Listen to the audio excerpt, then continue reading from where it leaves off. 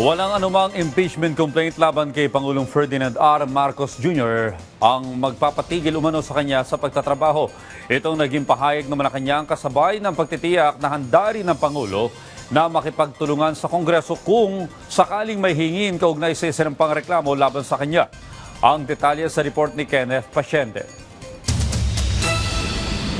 Iginagalang ni Pangulong Ferdinand R. Marcos Jr. ang mga naging development sa inihaing impeachment complaint laban sa kanya. Sinabi ng Malacanang na hindi manghihimasok ang presidente sa kung ano man ang dapat gawin ng Kamara sa naturang mga reklamo. Tugon niya ng Malacanang matapos mai-refer ng House of Representatives ang mga reklamo sa House Committee on Justice. Ginagalang po ng Pangulo kung ano man po ang mga activities, ginagawa at mga desisyon po ng House of Representatives. So hayaan po natin ang proseso na umandar na naaayon sa batas.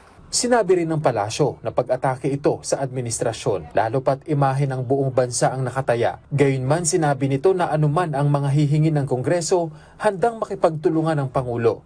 Pero giit ng Malacanang na hindi ang mga reklamong ito ang magpapahinto sa Pangulo sa kanyang pagtatrabaho. In a way, yes.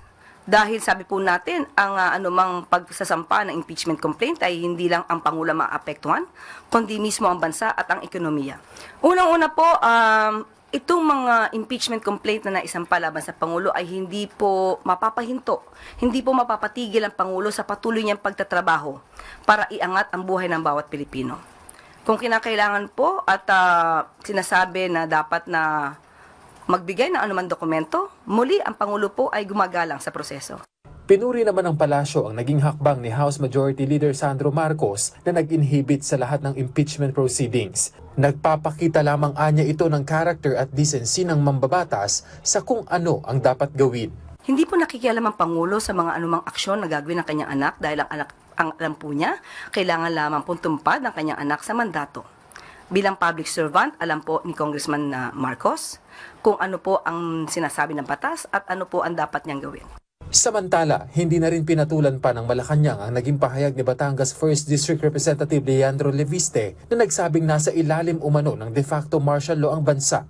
Ipinunto rin ng palasyo na walang panggigipit na ginagawa sa mga kritiko nito. Kung may mga kritiko, makikita naman po natin panay-panay ang pag-akusa, pagbibigay ng mga masasakit na salita na walang katotohanan kay Pangulo.